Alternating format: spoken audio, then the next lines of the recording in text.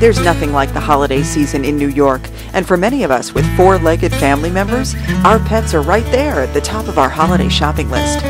But from the animal's perspective, there's nothing better they can receive than the care, comfort, and security that comes from finding a loving forever home. In fact, with so many homeless animals in the city, there are numerous adoption events taking place this holiday season. And in this episode of All for Animals, we're checking some of them out.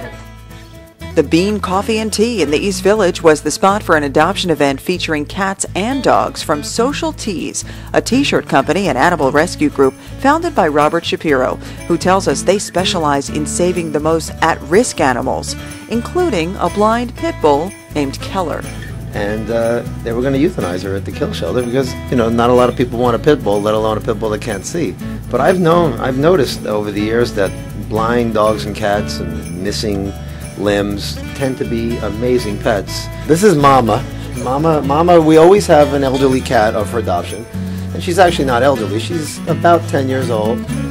And she's loose in the shelter. She's not in a cage. And she pretty much lives on my desk. You know, because when people walk in, what happens is, the right person always walks in eventually. Somebody's going to walk in and say, you know, I want an older cat, because they understand what the situation's like at the shelter. We also met a 6-year-old Chihuahua named Jesse James, who was ready for his close-up and his forever home. At the Javits Center, it was all about cats.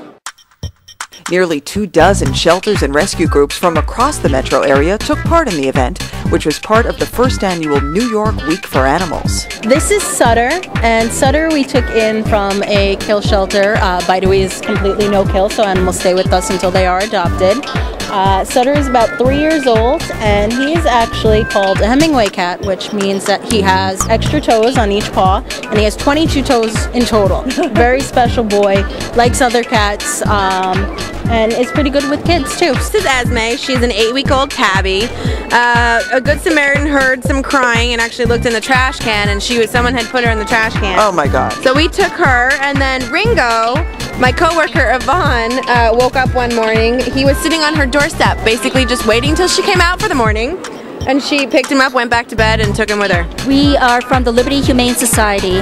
It is right next to Liberty Science Center at Liberty State Park. In Jersey City? In Jersey City. So tell me a little bit about you guys. I would imagine, you know, we're post-kitten season. There's like a crisis of kittens. Yeah, for some reason this kitten season has been very long, very overwhelming for all the rescue groups. We're just inundated with kittens, and of course we still have the adult cats. Tell me about this guy right here. Well, this guy is Jack, and he's here with his sister Jill. Jack and Jill are actually from a hoarder's house in Jersey City. Hoarders, or collectors as they are known, you know, they don't do this maliciously, but they tend to collect very many animals, and they can't take care of them. So the stray cats come from all over the place, whether it's hoarders, from the street, from people who have to surrender them. It's a situation. We do have surrenders, and you know, they come from all walks of life, all situations, but the amazing thing is they are almost always so friendly and trusting of human beings, and they would just love another chance to get another home and be with them forever. The group Zani's Furry Friends held one of its regular adoption events at the Petco on Manhattan's Upper East Side.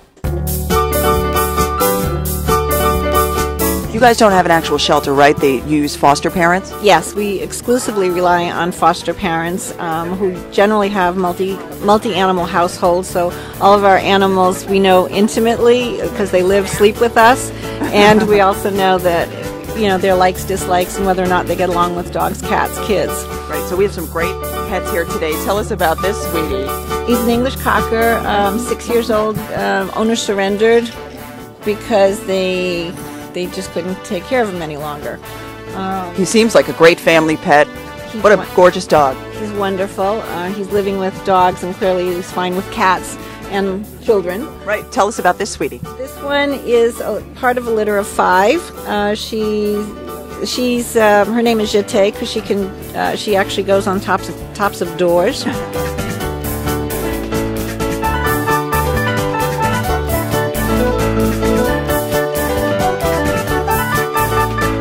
little girl is going to need serious operation. She's going to probably have a total bilateral ablation, which is where they'll take out her ear canals.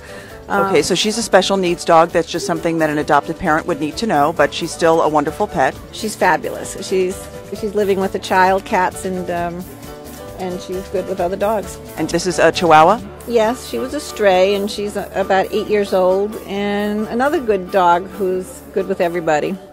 Unfortunately, many pets will be purchased from a pet store this holiday season, and many of them will end up in shelters. Robert from Social Teas explains why. The kittens, because they're separated from their siblings and parents too soon, they can very easily become unfriendly and stressed out. And in about 9 months, they get tired of them, they dump them.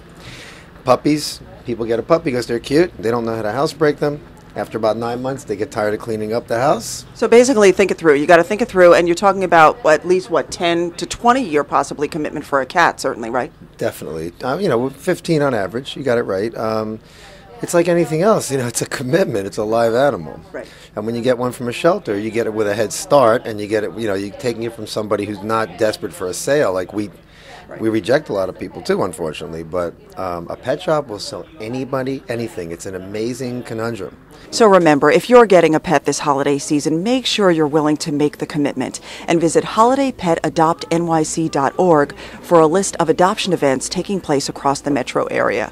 I'm Susan Richard. Have a safe and happy holiday season, and we'll see you in the new year on All for Animals.